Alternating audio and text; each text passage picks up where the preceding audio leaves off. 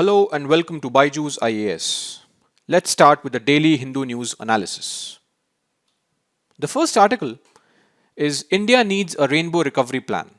This article finds a mention on the Delhi edition, page 7, and relates to the topic GS Paper 2 Governance. The article starts off with something called a Green New Deal. This Green New Deal is a concept which was started in USA recently. This concept was actually a non-binding resolution which was proposed by two Democrats, one from the House of Representatives and the other from the House of Senate, that is a senator. So these two people came up with two interesting proposals. The first proposal was to move USA from fossil fuels and curb greenhouse gas emissions across the economy. That was the first idea. And the second proposal was to guarantee new high-paying jobs in the clean energy sector or the industries. So basically, the new Green Deal talked about a revamped approach of USA towards cutting the greenhouse gas emissions and also trying to generate employment in the clean energy industries. The article takes a lot from this new Green Deal but does not stop at just these two things. It takes things forward, calling it the Rainbow Recovery Plan or the Rainbow New Deal. Now, what is there in this Rainbow New Deal? This article basically talks about a five-pronged approach. The very first step in this current situation would be to generate sustainable employment or livelihood that could result in protection of countries' soil, countries' natural ecosystems, water, biological diversity, air, so on and so forth. In fact, the first step also talks about how farmers can be pushed to switch to organic and ecologically sustainable production. Step 2, or the second approach, is to encourage forest-based livelihood, encouraging lifestyles that obtain medicines and other household items from natural ecosystems. In fact, if we start off with forest-based livelihood, we can support around 100 million. The third moves on to investment in small and medium sector enterprises.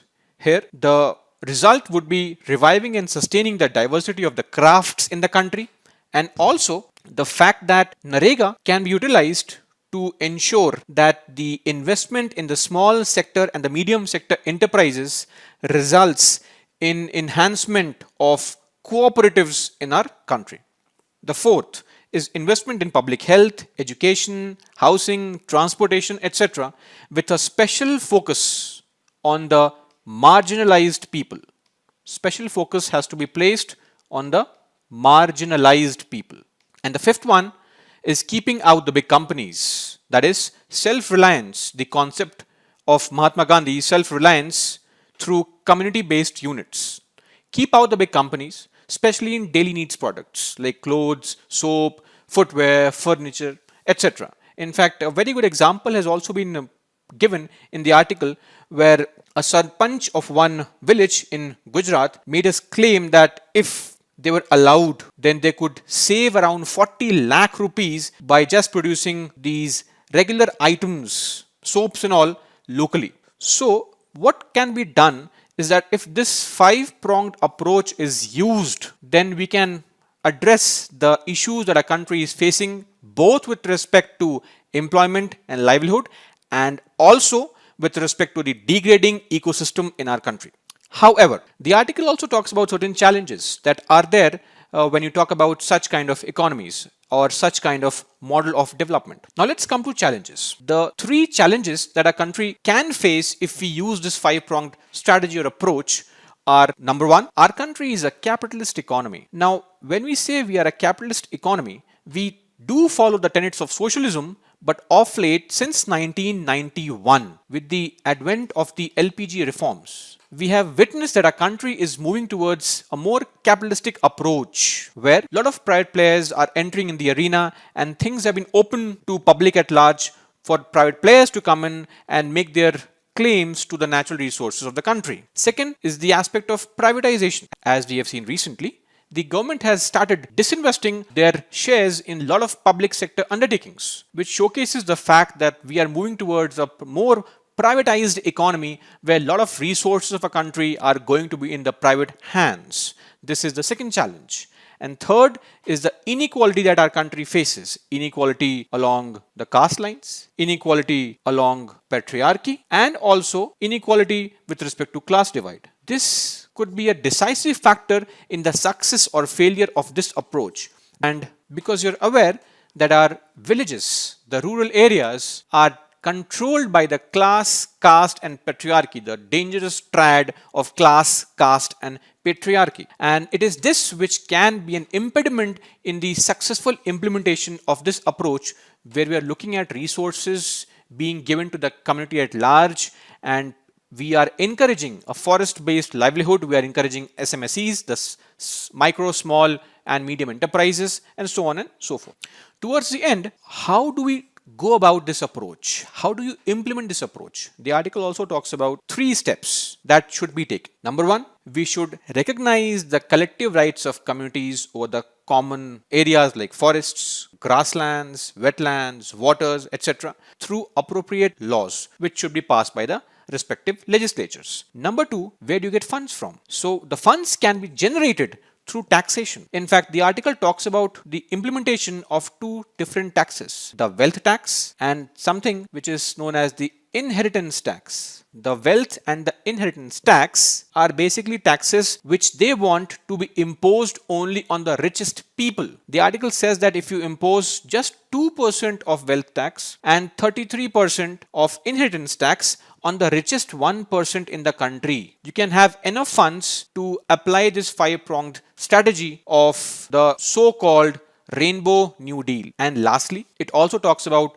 how people need to mobilize. The collective will of people is also required to force the government into adopting this kind of approach.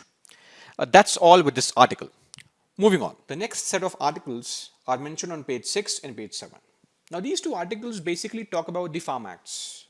We have discussed the Farm Acts, the pros and cons, umpteen number of times on this platform. These articles mention nothing unique, but then their take on the Farm Acts is from a different viewpoint. What they want to suggest is that these Farm Acts are nothing short of something called constitutional adventurism. The articles talk about how the 3 acts are possibly unconstitutional, and they also weaken federalism. What it suggests is that to implement these bills, the central government invoked entry 33 in the concurrent list of Schedule 7. Now, this entry 33 was actually added in 1954. Let's see the entry 33. This is entry 33, which talks about trade and commerce in and the production, supply, and distribution of products of any industry where the control of such industry by union is declared by the parliament by law to be expedient in the public interest. Normally, trade and commerce falls under the state subjects. That is, it is under entry 24, trade and commerce within the state, subject to provisions of entry 33. What has happened here is that even though trade and commerce is a part of stateless subject, the union government has tried to invoke entry 33 and has said that since entry 33 gives us the right to make laws with respect to public interest, we are allowed to make laws for the trade and commerce purposes. Now see, you have to understand something which is very important here. Entry number 33 was actually added in 1954. This entry was modified in 1954 because we had something called an Article 369 in our constitution, which is still present. This Article 369, it talked about how the central government could make laws for the next 5 years with respect to the responsibility of agricultural trade and commerce. So, as per Article 369, the responsibility of agricultural trade and commerce within a state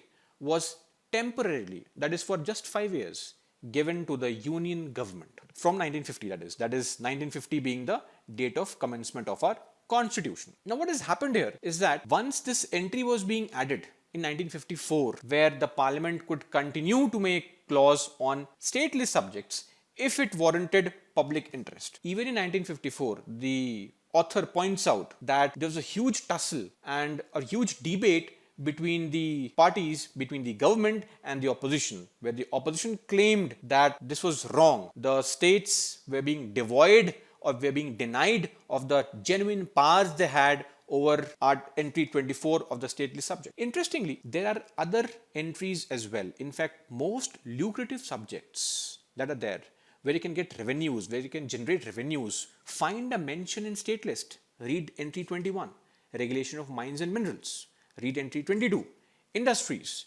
However, all these interesting subjects which can yield a lot of revenue actually are subject to either some entry of union list or some entry of state list. Therein lies the problem, because even though all these aspects, states can make laws on regulation of mines and minerals, states can make laws with respect to industries, states can make laws with respect to trade and commerce, because these are in the state list subjects, even then parliament or the union government can still make laws on all these subjects if it is expedient in the public interest. So there are other entries which again fall under Schedule 7 state list, but then the parliament is enjoying powers as far as lawmaking is concerned. But this article questions the basic tenet that if the states are devoid of this very power, then the concept of federalism, as it was mentioned earlier, gets weakened. Forward, this article also tries to quote some Supreme Court judgments. In fact, Supreme Court of India had upheld the legislative powers of states in the intra-state agricultural marketing, the most famous case being the ITC case of 2002. Now, what happened in this case? See, in this case, basically, the basic premise was that there was this Tobacco Board Act of 1970. Through this act, the development of tobacco industry was brought under the central government's rule. But one state, Bihar, and its APMC Act continued to list tobacco as an agricultural produce. The question was that one APMC in one Munger district, could it charge tax on ITC because it was purchasing unprocessed tobacco leaves from the growers? So the point being, we had the Tobacco Board Act of 75, which tried to take away the right of states to charge taxes. ITC was purchasing tobacco from Munger, this district in Bihar, from the villagers there, the farmers there, and the APMC of Munger wanted to tax ITC because it was purchasing unprocessed tobacco leaves from the growers. So what happened was, in this case, the Supreme Court said that yes, market fees can be charged from ITC under the State APMC Act, and also very important fact that in all cases where there is something which contradicts or there is some entry in state list and an entry in the concurrent list and there is a contradiction, state laws will not be declared void at the onset. You will have to understand, read both the entries, see the state laws, and then decide whether in the essence the law deals with something where the trespass by the state government has been unintentional. So the entire situation boiled down to the fact that yes, most liberal interpretation should be given to the language of each entry. And it has always been found that courts have tried to seek or reconcile or harmonize the entries between the union list and the concurrent list and union list and the state lists. However, the article concludes by saying that entry 33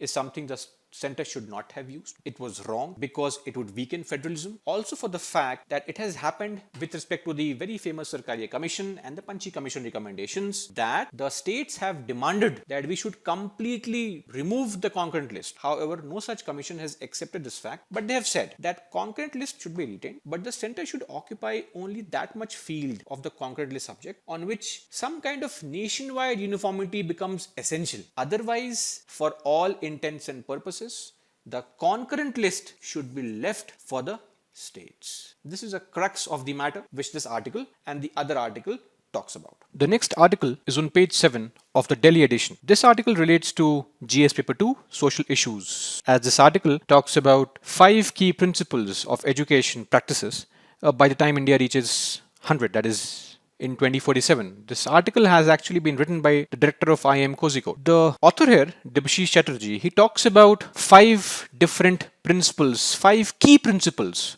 of what education would be like when we reach 2047. The first principle would be autonomy. By autonomy, what we mean is that it should not be limited to the institution taking decisions independently, right? But should also cover giving space to the teachers in creating their own courses, their own curriculum, independence in teaching methods that they feel is fit to teach. That is what the level of autonomy the director is talking about. The next is learning. Come 2047, we will have a large middle class population with immense quest and thirst for knowledge, and they would be looking at technology as an aid in learning. But then we have to ensure that learning should be fun. We have to make learning fun, and unique learning methods and tools would have to be employed involving creativity and mentorship and facilitation of learning. In short, there should be pleasure in learning and not just performance pressure. That is the aspect of learning we are imagining in 2047 when India turns 100. Number 3, transdisciplinarity. We have already discussed in detail on various platforms the new NEP, the National Education Policy, which talks about the multidisciplinarity approach, which involves experts from different disciplines working together. In fact, COVID-19 has shown us that we require medical scientists, we require economists, we require historians, we require architects, we require economists, we require health workers. All such people are required. In fact, even political scientists are required to work together and then arrive at a comprehensive solution. Take an example of urban planning, which requires engineers, which requires architects, environmental experts, economists,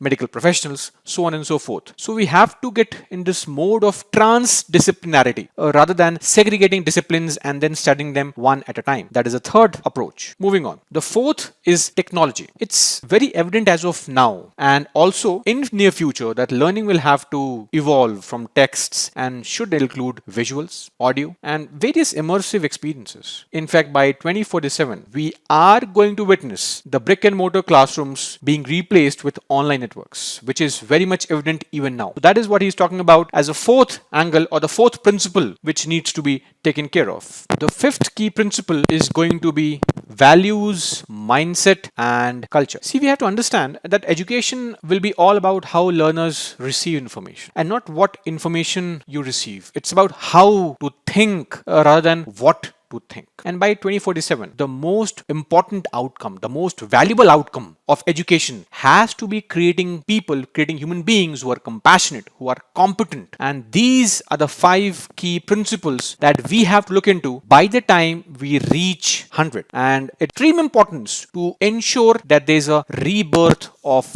citizens through the inculcation of these 5 key principles. Moving on, let's take a look at a practice question, an MCQ. You can pause your video and take an attempt at this question. Which one of the following statements about the Nobel Prizes is or are correct? They are a set of recognition given to the fields of chemistry, literature, peace, physics, and physiology or medicine by the Nobel Foundation, a public institution. And number 2, the last Indian citizen to win a Nobel Prize was Kailash Satyarthi. The Nobel Prizes are given to basically fulfill the wishes of the Swedish scientist Alfred Nobel. This Nobel Foundation is a private institution which was established way back in 1900 and hence it is not a public institution. In fact, initially in 1901, the prizes in chemistry, literature, peace, physics and medicine were first awarded. That was in 1901.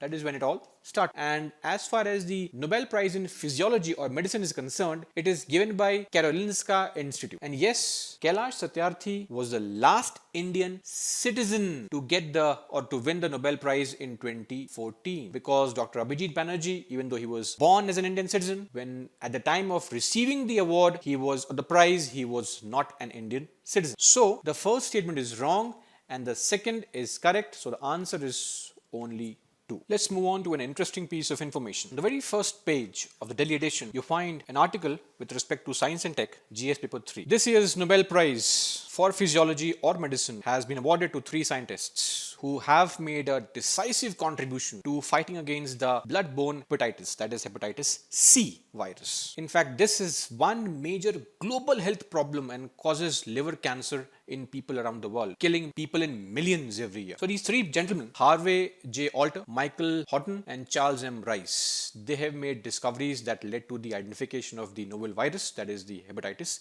C. In fact, prior to their work, the discovery of the hepatitis A and B viruses had actually been a critical step forward. But then again, majority of blood-borne hepatitis cases remained unexplained. See, it all began with the liver inflammation, that is what is hepatitis actually. A combination of the Greek words for liver and inflammation is basically caused by viral infections. Though you have alcohol abuse, environmental toxins, amongst other things which can cause liver inflammation or hepatitis. In fact, in the 1940s, what happened was, it was very clear that you have two main types of infectious hepatitis. The first was named hepatitis A, which was transmitted by polluted water or food and generally had a little long-term impact on the patient. The second type was transmitted through blood and bodily fluids, and that was the type which was more serious threat, which could lead to chronic conditions leading to liver cancer. So it was the second type which was more dangerous, and it could be transmitted through blood and bodily fluids. Anyway, so finally in 1960 it was found by one Baruch Blumberg that one form of blood-borne hepatitis was caused by a virus, and that came to be known as hepatitis B. So it was Baruch Blumberg who discovered the virus. In fact, Blumberg was also awarded the Nobel Prize for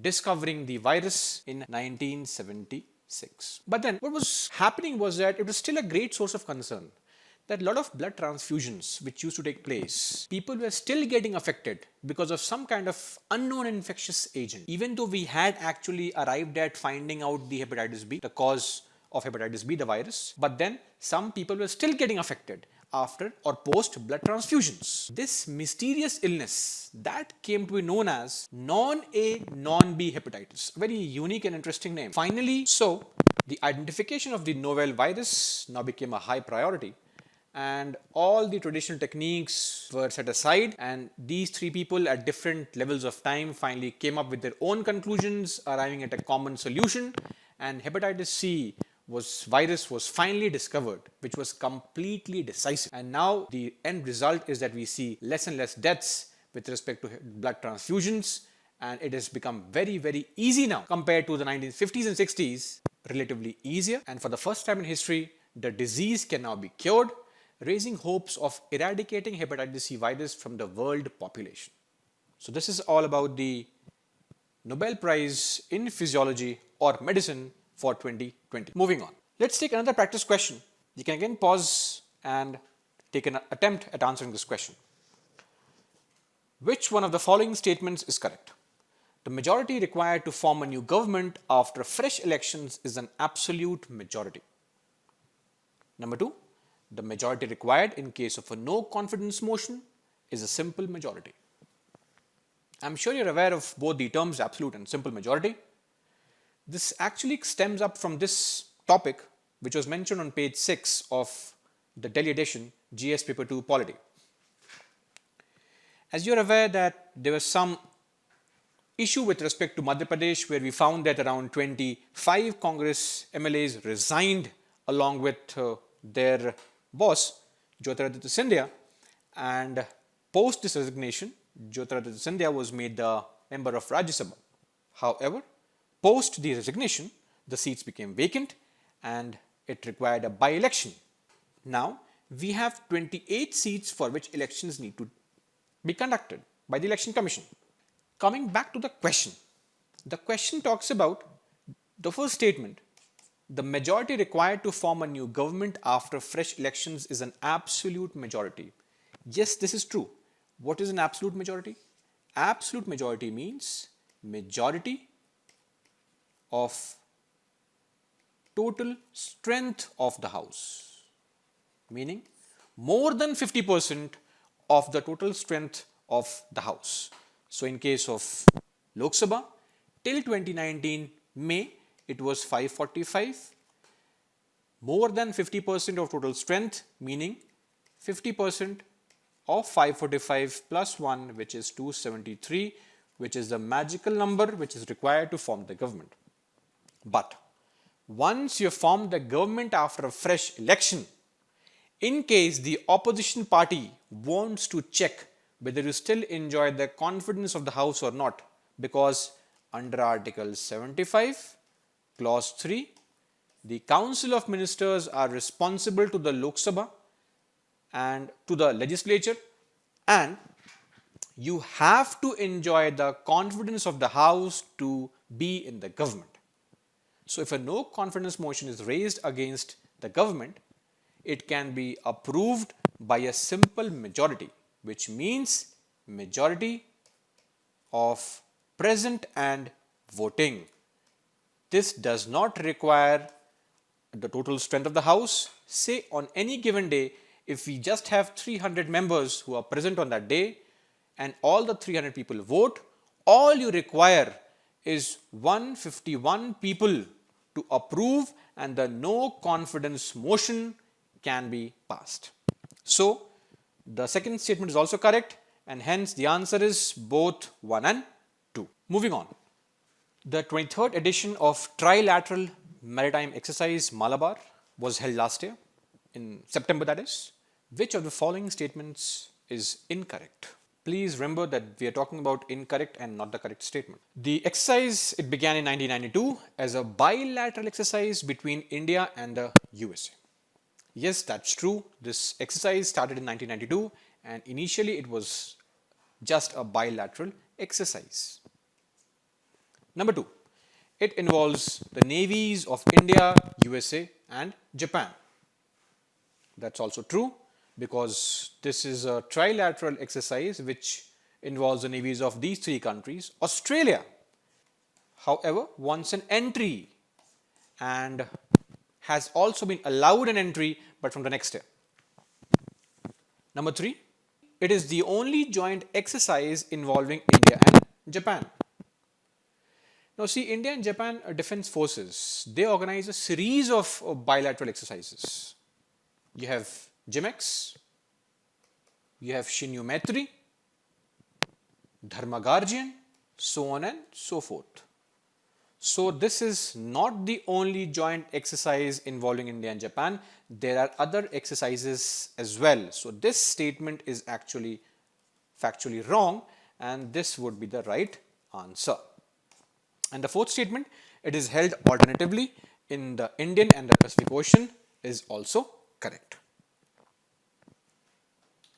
So this came from this news which was mentioned on page 10 about Quad, the meeting which is going to be held, in which our External Affairs Minister S. Jaishankar is going to participate. Moving on, the last question for the day. Which of the following statements about FATF is correct? The Financial Action Task Force is correct. Number 1, FATF is an intergovernmental body established in 1999 during the G7 summit in Paris. That's the statement number 1. Number 2, India is not a member. Number 3, it maintains 3 lists, black, white and grey. And number 4, it deals with setting standards and promoting effective implementation of legal, regulatory and operational measures for preventing corruption in the central banks of member countries. See, the FATF is actually an intergovernmental body which was established in 1999 during the G7 summit in Paris. This statement is correct. However, the other statements are easy to eliminate. India is a member of the FATF. In fact, there are 37 members, of which India is one of them. You can also know the next statement because FATF just maintains 2 lists, the grey list and the black list. There is no white list. The grey list consists of all those countries which are considered to be safe havens for terror funding, money laundering and such things.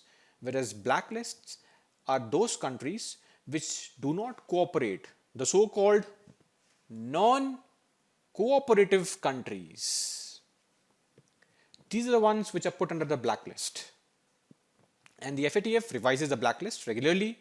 They add names, they delete names, modifications are done on a regular basis. And lastly, the FATF basically deals with issues related to money laundering, terror financing and such things, and not with respect to corruption in the central banks of various countries. So all these 3 statements were wrong and the first statement was correct.